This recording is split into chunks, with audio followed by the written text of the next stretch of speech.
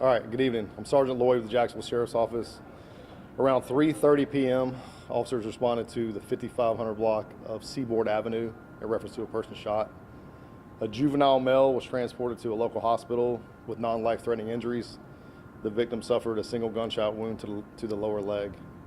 So our initial investigation, we felt that it was an accidental shooting that occurred inside of a vehicle.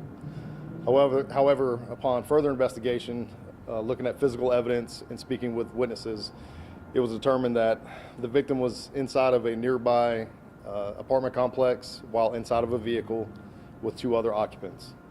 He was meeting with 3 individuals that we have not identified to buy a gun. During that transaction, there was gunfire, unknown if our victim was shooting or if the suspects that he was buying the gun from shot at him. They then fled the area inside the vehicle. They struck 5 different vehicles inside the apartment complex while fleeing the area, and the vehicles ended up being disabled near the intersection of Seaboard Avenue and Timuquana. The 2 other occupants fled the area, and the victim, the juvenile victim, flagged down a passerby that then transported him to a local hospital. So our violent crimes unit is following up on this investigation. It's still ongoing. We do ask anybody with any information, please contact the Jacksonville Sheriff's Office at 904-630-0500 or via email at jsocrimetips@jacksheriff.org or the Crime Stopper hotline at 1-866-845-TIPS. Questions? So just a little bit of confusion as far as the narrative there. It's a lot. So this juvenile was meeting up with 3 other people, like you said, that you haven't been able to identify. Correct. And then at some point there was gunfire from within the car that technically all 4 were in? So there was 3 people occupying the vehicle. The victim and 2 friends of his. So they drove him to go meet with these 3 unidentified males. They're known to him, but we have not yet to get that information of who they are. We haven't yet to identify them. So unknown at this time what happened during that transaction, but there was gunfire. So we don't know if the gunfire was self-inflicted, if he shot himself, or if he was struck by gunfire from the other 3 individuals. So technically 6 people. Completely involved. Yes. Yeah, we have 2 witnesses, and there's 3 potential suspects and 1 victim.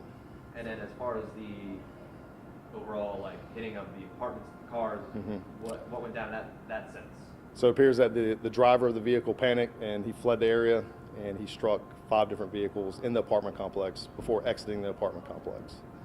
Like physically struck with the car? Not Yeah, the car. I'm sorry, yes, with the car. Who was in that vehicle? The victim and the 2 friends. Okay, so that's what we saw on Seaboard right That's there? what you saw on Seaboard. Yeah, the vehicle had extensive damage on the front, which ended up disabling it, and ended up coming to a stop near the intersection of Seaboard and Timuquana. So as far as general suspect info, I mean, would there would be people facing some sort of crime involved? Yes. But you haven't done. Yes, we haven't identified the 3 individuals that were there to where he's going to buy the gun from. The only information that we have that one was a black male, a white male, and a Hispanic male. We have no clothing description, no age. We believe they're juveniles, but we have yet to confirm that. Any damage caused by bullets to other vehicles? No. The only damage was caused from vehicle-to-vehicle contact.